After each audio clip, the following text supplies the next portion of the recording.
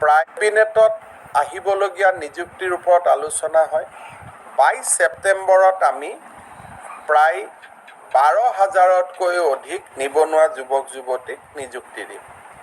আজি মই বিটিআৰত দতমাত যাওঁতে ডেকা ল'ৰাসকলে মোক সুধিছে যে কামাণ্ডো বেটেলিয়নৰ ৰিজাল্ট কেতিয়া দিব। চ' 15-16 তাৰিখৰ পৰা ৰিজাল্টবিলাক দিয়া আৰম্ভ হ'ব আৰু 22 তাৰিখে আমি আৰু 12,000 অলপ বাঢ়িব 12,000 নতুন যুৱক যুৱতীক আমি নিযুক্তি দিম আৰু এইবিলাক 100% গভৰ্ণমেণ্ট জব। 30,000 আমি দি উঠিলোঁ, 12,000 আমি দিম, অৰ্থাৎ 42,000 আৰু 30,000ৰ লিখিত পৰীক্ষা হৈ গ'ল। যিটো পৰীক্ষা চলি আছে তাৰ ৰিজাল্টটো দিব। গতিকে 1 লাখ নিযুক্তিৰ দ্ৰুত গতিত আমি আগবাঢ়ি আছোঁ।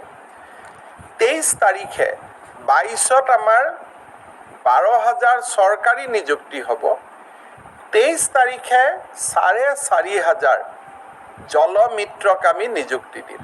কিন্তু এই জলমিত্ৰসকলক আমি 1 লাখ নিযুক্তিত ৰখা নাই, কাৰণ তেওঁলোকে ভলেণ্টিয়াৰী কাম কৰিব, 6,000 টকা মাহত দৰমহা পাব। তেওঁলোকক কিন্তু আমি 1 লাখ নিযুক্তিটোত ৰখা নাই, এইটো 1 লাখ প্লাছ, কাৰণ তেওঁলোকক আমি সম্পূৰ্ণ নিযুক্তি বুলি ক'ব নোৱাৰোঁ। গতিকে 12,000 23 তাৰিখে নিযুক্তি হ'ব। 22ত 23ত 4,500 জলমিত্ৰৰ নিযুক্তি হ'ব। কিন্তু মই আকৌ কৈছোঁ যে জলমিত্ৰসকলক আমি 1 লাখৰ ভিতৰত ৰখা নাই, 12,000টো 1 লাখৰ ভিতৰত হ'ব।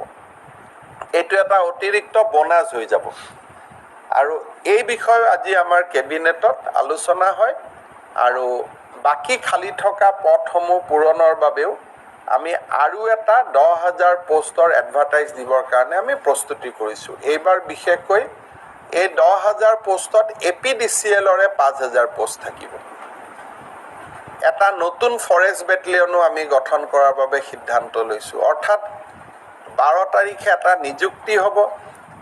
30,000ৰ ফলাফল বাবে আমি অপেক্ষা কৰিম আৰু এই অপেক্ষা কৰি থাকোঁতে আৰু 10,000ৰ এডভাৰটাইজ ওলাব।